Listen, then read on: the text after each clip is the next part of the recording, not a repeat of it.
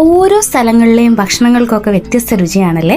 ഇന്ന് ഞാനിവിടെ കാണിക്കുന്നത് ഒരു മലേഷ്യൻ റെസിപ്പിയാണ്. ഇന്തോനേഷ്യ, തായ്ലാൻഡ് ഈ രാജ്യങ്ങളിലൊക്കെ ഏകദേശം സെയിം റെസിപ്പീസാണ് വരുന്നത്. ഫിഷ് സാമ്പലും പിന്നെ ഒരു സ്പിനാച്ച് സൂപ്പും. ഒരുപാട് മസാലകളൊന്നും വേണ്ട. വൃത്തിയാക്കി വെച്ചിരിക്കുന്ന മീനിലോട്ട് ഉപ്പും മഞ്ഞൾപ്പൊടിയും തിരികെ നന്നായിട്ട് വെക്കുക. കുറച്ചു നേരം കഴിഞ്ഞതിന് ശേഷം പാനിൽ എണ്ണ ഒഴിച്ച് ഇത് നന്നായിട്ട് വറുത്ത് വരിക.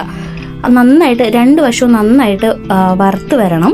പിന്നെ അതിനുശേഷം കുറച്ച് പയറിലോട്ട് നമ്മൾ ഉപ്പ് തിരുമ്മി മാറ്റി വെച്ചിരിക്കുക. ഇതും വറുത്തെടുക്കേണ്ടതാണ്. നന്നായിട്ട് മീനൊക്കെ വെന്ത് കഴിയുമ്പോഴത്തേക്ക് നമുക്കൊരു മസാല ഉണ്ടാക്കാൻ വേണ്ടിയിട്ട് ആവശ്യമുള്ള സാധനങ്ങളാണിത്.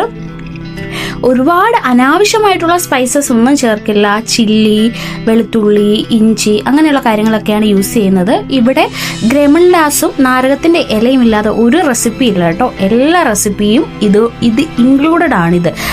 ശരിക്കും ആ ഒരു ഫ്ലേവർ നൽകുന്നതും അത് തന്നെയാണ്. അപ്പം നമ്മൾ അരച്ചു വെച്ചിരിക്കുന്ന ആ ഒരു പേസ്റ്റ് എണ്ണയിലോട്ട് ഇട്ടൊന്ന് വാട്ടിയെടുക്കുക. കുറച്ച് ലെമൺ ജ്യൂസും ആവശ്യത്തിനുള്ള ഉപ്പും ഒരു ശകലവും പഞ്ചസാരയും ഇടുക. എന്നിട്ട് നന്നായിട്ടൊന്ന് വഴറ്റിയെടുക്കുക.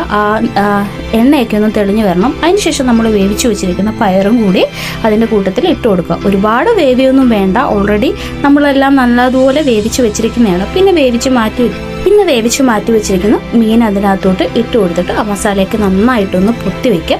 1-2 മിനിറ്റ് ഒന്ന് അടച്ച് വെച്ചതിന് ശേഷം നമുക്കത് സെർവ് ചെയ്യാം. അതിൻ്റെ കൂടെ സെർവ് ചെയ്യുന്ന ഒന്ന് തന്നെയാണ് ഇതും. ഒരു സൂപ്പാണ്, ചീര കൊണ്ടുള്ള ഒരു സൂപ്പ്.